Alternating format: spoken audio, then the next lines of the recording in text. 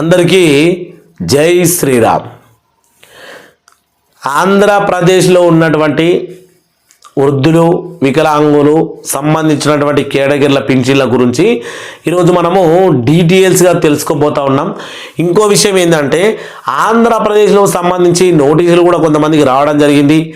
ఇప్పటి వరకు కూటమి ప్రభుత్వం వాళ్ళ మీద ఒక మాట మాత్రం అని వదిలేసింది. ఏమని? రీవెరిఫికేషన్. నోటీసులు వచ్చిన వారందరూ మాత్రం రీవెరిఫికేషన్ చేసుకోవాలి. అలాగే 14 రకాల కేటగిరీల పింఛన్ల గురించి కూడా ఒక అప్డేట్ అనేది ఇవ్వడం జరిగింది. అంటే వాళ్ళకి ఏ ధృవపత్రాలు ఉండాలి, ఏం చేయాలి, ఏ రకంగా అయితే వీళ్ళు మళ్ళీ అంటే కొత్త వాళ్ళు కూడా దీంట్లో కొత్త పాత కలిపి మీరు మళ్ళీ ఏ విధంగా మీరు పింఛన్ కోసం దరఖాస్తు చేసుకోవచ్చు అనే విధానాన్ని. కానీ ఇందులో మనము ఒక 4 రకాల 5 రకాల పింఛన్లకు సంబంధించి ఇంకా నెక్స్ట్ వీడియోలో మొత్తం పూర్తి వీడియో కొంచెం లెంత్గా ఉంటుంది. ఆ వీడియోతో మనము సంపూర్ణంగా వీడియో అనేది ఫినిష్ చేస్తాము. ఇప్పుడు మాత్రము దివ్యాంగులు, వృద్ధులు, అలాగే మనకు సంబంధించిన డయాలసిస్, వితంతువులు ఇలా సంబంధించిన వాళ్ళు ఒక 5-6 కేటగిరీల వారి గురించి, అలాగే ప్రభుత్వం అందరి గురించి ఎలాంటి కఠినమైనటువంటి విధానాలను తీసుకొచ్చింది అనే విషయాన్ని మనం చర్చించుకోబోతా ఉన్నాం. వీడియోకు ఒక లైక్, షేర్ పెట్టి మీ యొక్క అభిప్రాయాన్ని కామెంట్ చేస్తే నాకు కూడా అసలు మీరు ఏం బాధపడతా ఉన్నారు, ఎంత బాధపడతా ఉన్నారు అని తెలుస్తుంది. కాబట్టి ప్రతి ఒక్కళ్ళు కింద మీ అభిప్రాయాన్ని కామెంట్ పెట్టాలని కోరుకుంటా ఉన్న ప్రజలారా. ఇక ఈ వీడియోను మనం కొనసాగించాలంటే మీరైతే వీడియోను చివరి వరకు చూడాలని నేను కోరుకుంటా ఉన్నా. ఇక్కడితోటి మొదలు పెడదాం. ఎందుకంటే ప్రజలందరూ ఆగమాగమైనటువంటి ముచ్చట ఇది. ఎట్ట ఆగమైనారంటే వికలాంగుల పింఛన్ దరఖాస్తు చేసుకునేందుకు కావలసిన పత్రాలు. ఈ రీవెరిఫికేషన్ ఎవరికి ఉన్నది అని అంటే ముందుగాల వికలాంగులకు ఉన్నది. ఎవరికైతే సదరం సర్టిఫికెట్లో ఎక్కువ శాతం అంగవైకల్యం ఉండి కూడా మీకు తక్కువ శాతం ఉంది అని నోటీసులు రావడం జరిగిందో పేరుతో సహా వాళ్ళందరూ బాధపడతా ఉన్నారు. కాబట్టి ప్రజలారా మనము వికలాంగుల పింఛన్లకు సంబంధించి ధృవపత్రాలు, ఆధార్ కార్డు, రేషన్ కార్డు, కుల ధృవీకరణ పత్రము, ఆదాయ ధృవీకరణ పత్రము, అప్డేట్ హిస్టరీ వెరిఫికేషన్ జిరాక్స్, ఈ యొక్క సదరం సర్టిఫికేట్లో ఏ శాతం ఉండాలి, ఇటువంటి మొత్తం మాట్లాడుకోబోతా ఉన్నాం. కాకపోతే మొదటికి వెళ్ళొద్దాం. ఇక్కడ నేను చెప్పినాను కదా 9 రకాల పెన్షన్లకు సంబంధించి ఇదేంటి డిసబిలిటీ పెన్షన్స్ ఏదో ఆ రకంగా అన్నట్టు ఆ రకంగా ముందు పోదాం. వీడియోని అయితే మీరు మొదటి నుంచి చూసుకుంటా వద్దాం. కొంచెం ఓపికతోటి చూడాల్సిందిగా కోరుకుంటా ఉన్నా. ప్రభుత్వం ఏమనింది అనేది మనం తెలుసుకోవాలి. ప్రభుత్వం ఏమనింది? ఎన్టీఆర్ భరోసా పింఛన్ పథకం కోసము ఎవరికి ఇస్తారు, ఎలా దరఖాస్తు చేసుకోవాలి అని అనడం జరిగింది. అది మనందరికీ తెలుసు. ఆంధ్రప్రదేశ్ ప్రభుత్వం రాష్ట్రంలోని పేదలకు గౌరవప్రదమైన జీవితాన్ని అందించడం కోసం, ఆర్థికంగా అండగా నిలవడం కోసం ఎన్టీఆర్ భరోసా పథకాన్ని తీసుకురావడం జరిగింది, అమలు చేసింది. ఈ పథకం కోసం వృద్ధులు, వికలాంగులు, వితంతువులు, ఒంటరి మహిళలు, నేత కార్మికులు, కళ్ళు గీత కార్మికులు, ట్రాన్స్జెండర్లు, దీర్ఘకాలిక వ్యాధితో బాధపడుతున్న వారికి ఆర్థిక సాయం అందిస్తాము ఎన్టీఆర్ భరోసా కింద అని చెప్పుకొచ్చినారు. వివిధ పింఛన్లకు అర్హతలు ఏమిటి, ఎట్లా దరఖాస్తు చేసుకోవాలి, ఎవరికి ఎంత పింఛన్ ఇస్తా ఉన్నారు, ఫిర్యాదులు ఉంటే ఏడ వేయాలి, తదుపరి పూర్తి వివరాలు మనం తెలుసుకోవాలి. ఫిర్యాదులు అంటే ఇప్పుడు నాకు పింఛన్ రద్దు అయింది, సదరం సర్టిఫికేట్లో నాకు అంగవైకల్యం శాతం తక్కువ వచ్చింది, నాకు వృద్ధాప్యం ఏజ్ ఉండింది, ఎక్కడ దరఖాస్తు చేసుకోవాలి, గిట్టంటి అవిడి గురించి ఏడ ఫిర్యాదు చేయాలి. ఇది ఆంధ్రప్రదేశ్ ప్రజల్లో మెలుగుతున్నటువంటి పెద్ద సముద్రం అసొంటి ప్రశ్న. దీని గురించి మనం మాట్లాడుకుందాం. ఇక్కడ ఇంకా కొన్ని విషయాలను చూసుకుంటా పోతే ఎన్టీఆర్ భరోసా పింఛన్ పథకం అంటే ఏంది సరే మీకు తెలుసుకోండి. మరి పేద వర్గాలు, వృద్ధులు, వికలాంగులు, వితంతువులు, ఒంటరి మహిళలు, కూలి, దీర్ఘకాలి వ్యాధిగ్రస్తులు నెల పింఛన్ రూపంలో ఆర్థిక సహాయము అందించేందుకు ఆంధ్రప్రదేశ్ ప్రభుత్వం ఎన్టీఆర్ భరోసా పింఛన్ పథకాన్ని ప్రారంభించింది. ప్రతి నెల 1వ తేదీ నుంచి 4వ తేదీ పాటు రాష్ట్ర వ్యాప్తంగా పెన్షన్లు పంపిణీ చేస్తూ ఉన్నారు. ఈ కార్యక్రమంలో ముఖ్యమంత్రి చంద్రబాబు నాయుడు మంత్రులు స్వయంగా పాల్గొంటున్నారంటే వాళ్ళే వచ్చి ఇళ్ల పండ వస్తూ ఉన్నారు. చంద్రబాబు నాయుడు ఉదయాన్నే అంటే తెల్లవారుజామున 4 గంటల నుంచి పింఛన్లు పంచడంలో చంద్రబాబు నాయుడు ఫస్ట్ పాత్ర పోషిస్తూ ఉన్నాడు. నారా లోకేష్ ఇంకా స్వయంగా టీడీపీ ఎమ్మెల్యేలు 164 మంది ఎమ్మెల్యేలు కూడా పింఛన్లు పంచడంలో ఉంటా ఉన్నారు కదా. పేదల తరపున వీళ్ళు చేసేటువంటి ఎట్లుంటుంది అంటే అట్లుంటుంది మరి ఇలా పని. టీడీపీ ఎమ్మెల్యేలు అంటేనే మనకు భయం. ఎట్లా వైసీపీ లాగా ఆంధ్రప్రదేశ్ గ్రామీణ అభివృద్ధి శాఖ కింద ఎన్టీఆర్ భరోసా పెన్షన్ పథకాన్ని అమలు చేస్తుంది. పెన్షన్ రకాన్ని బట్టి ప్రస్తుతం 4 నుంచి 15,000 వరకు లబ్ధార్ల ఇంటికి వెళ్ళి వాలంటీర్స్ వారికి పెన్షన్ అందిస్తున్నారు. ముందుగానేమో స్వయంగా సీఎం బాబు గారు పాల్గొంటా ఉన్నారు, ఇంకా మంత్రులు కూడా పాల్గొంటా ఉన్నారని మాట్లాడతారు. ఈయనేమో ఇంటింటికి వెళ్ళి వాలంటీర్స్ వాళ్ళకి పింఛన్ అందజేస్తూ ఉన్నారని ఈడ మాట్లాడుతూ ఉంటారు. అంతనా పొంతనా లేని ముచ్చట కాకపోతే ఏంటిది? ఎన్టీఆర్ భరోసా పథకం లక్ష్యాలే కదా లక్ష్యాలు. వృద్ధులు, దివ్యాంగులు, వితంతువులు, ఒంటరి మహిళలు, నేత కార్మికులు, నేత గీత, డయాలసిస్ పేషెంట్లు మరియు ఇతర సామాజిక వెనుకబడిన వర్గాలకు భద్రత కల్పన, వారి ఆర్థిక సులభంగా చేయడము, నిర్లక్ష్యానికి గురి కాకుండా గౌరవభరితమైన జీవితాన్ని అందించేందుకు కృషి చేయడము. ఏ విధంగా? నోటీసులు ఇచ్చి రీవెరిఫికేషన్ చేసుకోర్రి అని చెప్పి వికలాంగులను రోడ్డుకు లాగి వాళ్ళకి వచ్చే పింఛన్ గుంజుకొని పొట్టగొట్టి భారతదేశంలోనే ఆస్తుల్లోనే సంపదలోనే ఏకైక నంబర్ 1 సీఎం. 81 క్రిమినల్ కేసులు నీ మీద ఉన్నాయి. జగన్మోహన్ రెడ్డి మీద 65 పైచిలకు జగన్మోహన్ రెడ్డి మీద క్రిమినల్ కేసులు ఉన్నాయి. ఈ ఇద్దరు క్రిమినల్ కలిపి ఆంధ్రప్రదేశ్కు సీఎంలు అయినారంటే ఆంధ్రప్రదేశ్ల ప్రజల పాలిట ఎంత దురదృష్టకరము, ఎంత భయానకరము, ఎంత నష్టము అనేది తెలుసుకోవాలి. ఇంకా చెప్పుకుంటూ పోతే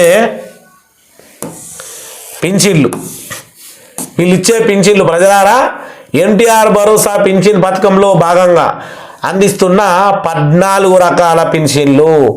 వృద్ధాప్య పింఛన్, వితంతుల పింఛన్ 4,000 ఇవన్నీ. ఇక వికలాంగుల పింఛన్ వస్తే 6,000 నుంచి 15,000 వరకు. దీని గురించి మన వీడియోలో లాస్ట్లో ఉన్నది. ఎవరెవరికి 15,000 రూపాయలు ఇస్తూ ఉన్నారు, మరి ఎవరికి 6,000 పింఛన్ ఇస్తూ ఉన్నారు? కళ్ళు గీత కార్మికులు, నేత కార్మికులు, మత్స్యకారులు, యాంటీ రెట్రోవైరల్ ఇలాంటి వారికి 4,000. ఇంకా చూసుకుంటే సాంప్రదాయ చర్మకారులు, ట్రాన్స్జెండర్లు, డప్పు కళాకారులు, సిడికేడియా పింఛన్ కూడా సిడికేడియా పింఛన్ 10,000. మీరు సిడికేడియా పింఛన్ కూడా అప్లై చేసుకుంటూ మీరు చూసుకోవాలి ఒకసారి. ఇక్కడ ఉన్నది ఇదేంది? ఎన్టీఆర్ భరోసా పింఛన్కి ఎవరు అర్హులు అని ఉన్నది. దీంట్లో మనకు అవసరం లేదు. కానీ ఇక్కడ ఒకే కుటుంబంలో ఒక పింఛన్ అర్హులు అయితే కుటుంబంలో 80% ఎక్కువ అంగవైకల్యం ఉన్న దివ్యాంగులు ఉంటే, డయాలసిస్ పేషెంట్లు, మానసికంగా తీవ్రంగా బాధపడుతున్న వారు కూడా ఉంటే వాళ్ళకి పింఛన్ లభిస్తుంది అని ఇక్కడ మనకు చెప్పడం జరిగింది. ఇంకోటి చూసుకుంటే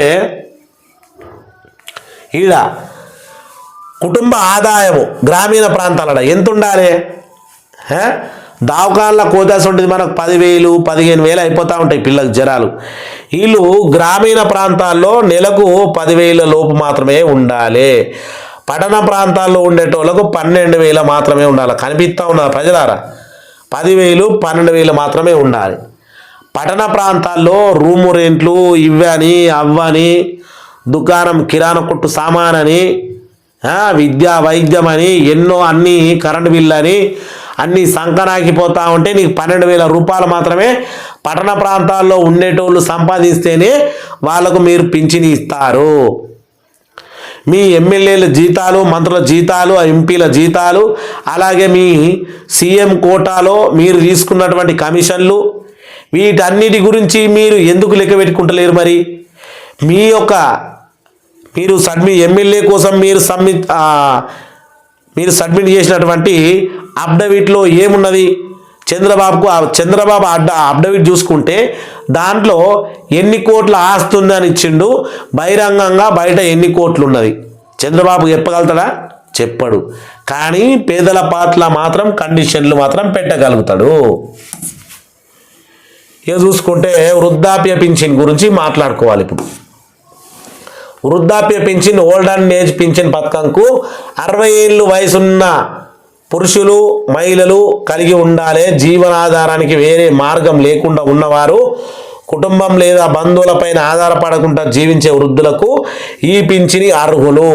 ఇక్కడ ఇంకో గేమ్ కూడా ఉంది ప్రజలు, చూడండి. ఇక మరి ఇక్కడ చూసుకుంటే స్టార్ మార్క్ ఎస్టీ సామాజిక వర్గానికి చెందిన వారికి 50 ఏళ్ళు అంతకంటే ఎక్కువ ఉండాలి. అంటే వీళ్ళకి 50 ఏళ్ళకే వృద్ధాప్య పింఛన్ అనేది ఇవ్వడం జరుగుతుంది. వీళ్ళు అర్హులు. ఇక్కడ కులగజ్జి ఎవరు తీసుకొచ్చారో చూడరు వృద్ధాప్యంలో కూడా. ఇంకా వీటితో పాటు వేరే టోళ్లకు అర్హతలు కావాలంటే ఎన్టీఆర్ భరోసా కింద ఎంత ఉండాలో మనకు 60 ఏళ్ళు ఉండాలి. మరి వీళ్ళకేమో 50 ఏళ్ళు ఉండాలి. 60 ఈడ 50 ఎట్లా మరి? మామూలుగా ఇప్పుడు బీసీ వర్గం ఉంటుంది, ఇంకా చూసుకుంటే ఓసీ ఉంటుంది, మైనారిటీ ఉంటుంది, చాలా వర్గాలు ఉంటాయి. వాళ్ళందరూ కూడా పింఛన్లు పొందాలంటే వాళ్ళకేమో 60 ఏళ్ళు ఉండాలి. ఎస్టీ వర్గానికి మాత్రం 50 ఏళ్ళు ఉండాలి. మరి ఈడ కులాల గురించి ఎందుకు తీసుకొచ్చారు? వృద్ధాప్య పింఛన్లో కూడా కులం గురించి ఎవరు మిమ్మల్ని తీసుకురమ్మని చెప్పినారు? ఏమన్నా కులాలకు సంబంధించి వృద్ధాప్యంలో ఉంటుందా? ఇది ఎంతటి దీన్ని ఏమంటారు, దుర్మార్గం అనేది ప్రజలు ఆలోచన చేయాలి. ఇక దీన్ని చూసాము. ఇప్పుడు మనము ఇంకా కొద్దిగా చూడాల్సి ఉన్నది కాబట్టి చూడాలి. 9 రకాల వికలాంగుల పింఛన్లకు పూర్తిగా వికలాంగులైన వారు, పక్షవాతానికి గురైన వారు, కుర్చీ లేదా మంచానికి పరిమితమైన వారు, తీవ్రమైన కండరాల బలహీనత ఎదుర్కొంటున్న వారు, ప్రమాద బాధితులు పెన్షన్ ద్వారా 15,000 వరకు పొందవచ్చు. మనం మొన్న పేపర్కు చూసినాము, నోటీసులు వచ్చిన వారు ఎవరికి వచ్చినాయి? మంచాన ఉన్న వాళ్ళకి రాలేవా? పక్షవాతానికి గురైన వాళ్ళకు నోటీసులు రాలేవా? రీవెరిఫికేషన్ కోసం. కొందరికి అయితే డైరెక్ట్గా మీ పింఛన్ నిలిపివేస్తున్నాము, మీరు వికలాంగుల పింఛన్కి అర్హులు కాదు అని డైరెక్ట్ నోటీసులు రావడం జరిగింది. మరి ఇక్కడ ఏముంది? ఇక్కడ వీళ్ళందరూ అర్హులకే మరి నోటీసులు వచ్చినాయి. దీని గురించి ఒక్క ఎమ్మెల్యే కానీ మాట్లాడుతూ ఉన్నాడా? అసలు ప్రతిపక్షం ఉన్నాడు ఈ జగన్ముండా బోడిగాడు, వీడైతే అసెంబ్లీకి కూడా రాడు. ప్రజల తరపున ఎవరు అడగాలి? ఇప్పుడు ప్రజల తరపున ఎవరు అడగాలి? నాయనా నువ్వు ఇన్ని రకాల పరిమితులు పెట్టినావు, దీనికి సంబంధించిన వాళ్ళకి నోటీసులు వచ్చినాయి, మరి కథ ఏంది అని అడగాలంటే ఎవరు అడగాలి? 40% ఎక్కువ ఉన్నవారు మాత్రమే పింఛన్కి అర్హులు. దేనికి? పింఛని 6,000కు అర్హులు. 85% కంటే ఎక్కువ ఉన్నోళ్ళు 15,000కు అర్హులు. వయసుతో సంబంధం లేదు, ఎలాంటి వారైనా పింఛన్ దరఖాస్తు చేసుకోవచ్చు, వయోపరిమితి లేదు. వీరితో పాటు పైన పేర్కొన్న అర్హతలు ఉన్న ఎన్టీఆర్ భరోసా పింఛన్ పథకానికి అర్హతలు ఏంటి, కలిగి ఉండాల్సిన ధృవపత్రాలు కూడా మనం ఇప్పుడు చూడబోతా ఉన్నాం. ఇక లాస్ట్ అండ్ ఫైనల్, వికలాంగుల పింఛన్ దరఖాస్తు చేసుకునేందుకు కావలసిన పత్రాలు: ఆధార్ కార్డు, రేషన్ కార్డు, కుల ధృవీకరణ పత్రము, ఆదాయ ధృవీకరణ పత్రము, ఆధార్ అప్డేట్ చేసుకుని ఉండాలి, హిస్టరీ జిరాక్సు, సదరం ధృవీకరణ పత్రం. సదరంలో మాత్రం ఖచ్చితంగా 85% పైగా ఉన్నోళ్లకు 15,000, 85% లోపు 40% పైన ఉన్న వాళ్ళకు మాత్రం 6,000 రూపాయలు ఇవ్వడం అనేది జరుగుతుంది. ఇప్పుడు మీరు చూసిరు కదా, మంచానికి గురైన వాళ్ళు, పక్షవాతానికి ఉన్న వీళ్ళందరికీ 15,000 ఇవ్వాలి. కానీ నోటీసులు వాళ్ళకే వచ్చినాయి, రీవెరిఫికేషన్ చేయాలి. వాళ్ళ తరపున మాట్లాడే వాళ్ళు ఎవరు? ఈ వీడియోను కొంచెం ప్రభుత్వం దాకా చేరేసట్టు చేరేయండి నాయన. ఎందుకంటే ఇప్పుడు కొన్ని విషయాల్లో మనము